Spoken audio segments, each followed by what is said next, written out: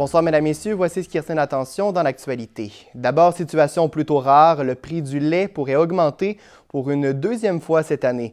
C'est ce que demandent les producteurs laitiers qui peinent à joindre les deux bouts. Une hausse du prix de 8,4 % autorisée par la Commission canadienne du lait est entrée en vigueur en février, une augmentation qui avait été fixée selon les coûts de production de l'automne dernier. Mais déjà, les producteurs font face à l'inflation monstre des derniers mois. Et on demande juste d'égaliser, on ne demande pas d'augmentation de salaire, on demande juste de combler la différence des intrants. Entre juillet 2021 et mars dernier, les augmentations ont été importantes autant pour les engrais, le carburant que la nourriture pour animaux. C'est pourquoi les producteurs laitiers ont effectué une demande la semaine dernière pour qu'il y ait une nouvelle hausse de prix. La Commission canadienne du lait va consulter les détaillants et les consommateurs du 13 au 15 juin avant de rendre sa décision et, s'il est effective, l'augmentation entrera en vigueur le 1er septembre. Une entreprise de Saint-Jean-Port-Joli a trouvé une façon de faire la différence à sa manière. Lors des collectes de sang d'Emma Québec, la direction de Rousseau Métal libère ses employés pendant leur journée afin qu'ils puissent effectuer un don. En 3 ans, plus de 130 dons ont été effectués par le personnel de l'entreprise et Rousseau Métal à chaque fois remet 25 $ à Leucan. En s'inspirant de cette initiative, Emma Québec aimerait organiser un concours pour inciter d'autres entrepreneurs à emboîter le pas. On a eu cette idée de dire pourquoi on n'interpellerait pas les gens qui ont des entreprises dans la région à faire de même et pourquoi après on n'irait pas dans une autre région et on ne s'y mettrait pas tous. À quelques jours de la Semaine nationale du don de sang, chaque donneur fait la différence.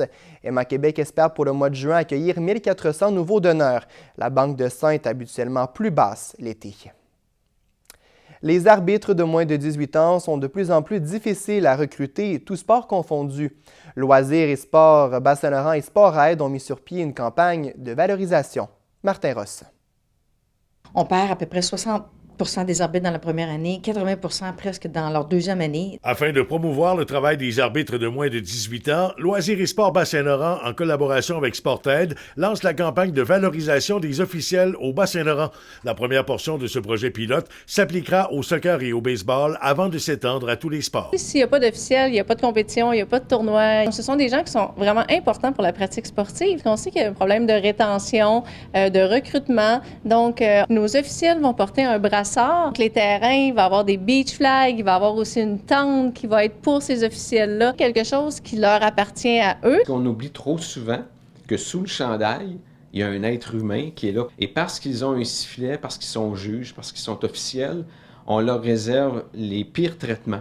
Ces gens-là ont droit à la même bienveillance que tout sportif. Cette campagne se veut évolutive et différents outils s'ajouteront sur les plateformes web de Loisirs et Sport Bas-Saint-Laurent et de Sport Aide. Devenir officiel aide à l'avancement du sport amateur et peut même mener à une carrière professionnelle. J'ai atteint les niveaux de la FIFA, Coupe du monde, Jeux olympiques. J'ai visité 95 pays. J'ai des amis à travers le monde. Alors, juste ça en soi, pour moi, ça a été la meilleure école de vie. Alors, je dirais aux jeunes, lâchez pas. Il y a du monde maintenant. Autour de toi, il y a un support. À l'approche de la présentation des Jeux du Québec Rimouski 2023, le Bas-Saint-Laurent est un laboratoire parfait pour ce projet pilote de valorisation des officiels qui dépassera les frontières bas-laurentiennes. L'objectif, c'est de réussir un grand coup ici, de faire la preuve qu'une telle approche fonctionne pour aller, oui, l'établir partout au Québec ensuite, parce que la problématique est répandue au Canada et à l'étranger, et ça dans tous les sports. Il faut prendre le temps de s'arrêter et dire merci aux arbitres aussi, parce que s'ils n'étaient pas là, il n'y en aurait pas plus de Jeux du Québec. Martin Ross, CFTF. L'idée d'implanter un système de transport en commun au Madawaska fait son chemin. Un financement de 55 000 $ des gouvernements a été accordé à la Chambre de commerce d'Edmundston pour réaliser une étude. Le projet consisterait à relier le Haut-Madawaska à la région d'Edmundston. Les prochaines étapes consisteront à entendre certains intervenants du milieu pour connaître les besoins. Le comité de travail est composé des 2 chambres de commerce, les 2 municipalités, la communauté du Haut-Madawaska ainsi que la ville d'Edmundston, la première nation maritime, la CSR, Travail NB et on a aussi le partenariat local en immigration. La Chambre de commerce d'Edmundston espère que le projet pourra être confirmé d'ici le 31 décembre, soit avant l'entrée en vigueur des nouvelles entités municipales.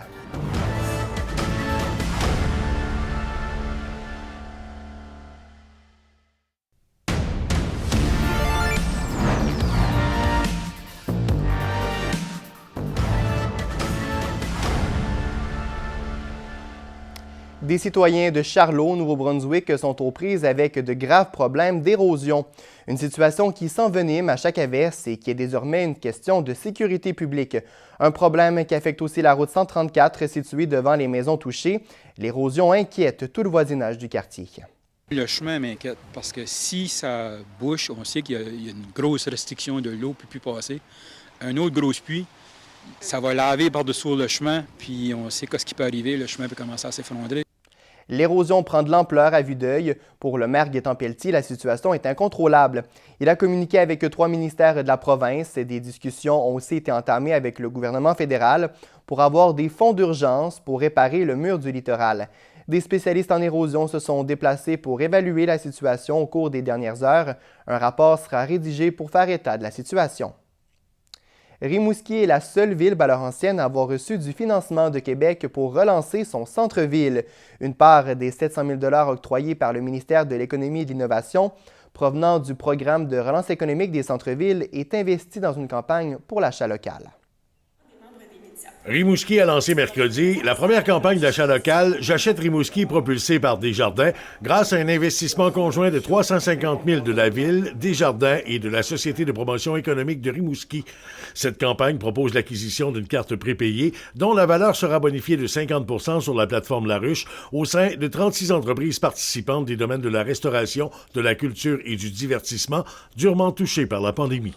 Donc oui, c'était pour envoyer un signal à ces entrepreneurs-là, mais aussi envoyer un signal pour lancer la saison touristique, puis dire aux Rimouskois, bien, c'est le temps de vous réapproprier vos commerces locaux. C'est un peu la contribution que Desjardins voulait y apporter, c'est-à-dire de pouvoir relancer notre volet économique. Au total, c'est un montant de 150 000 $ que la Caisse Desjardins de Rimouski a mis dans le projet. Le gouvernement a décidé d'investir de 700 000 $ ici à Rimouski. On va d'abord y aller sur de l'achat de mobilier urbain. On aura aussi une campagne qui vise justement l'achat local. Le reste, ça sera amener de l'animation encore plus au centre-ville.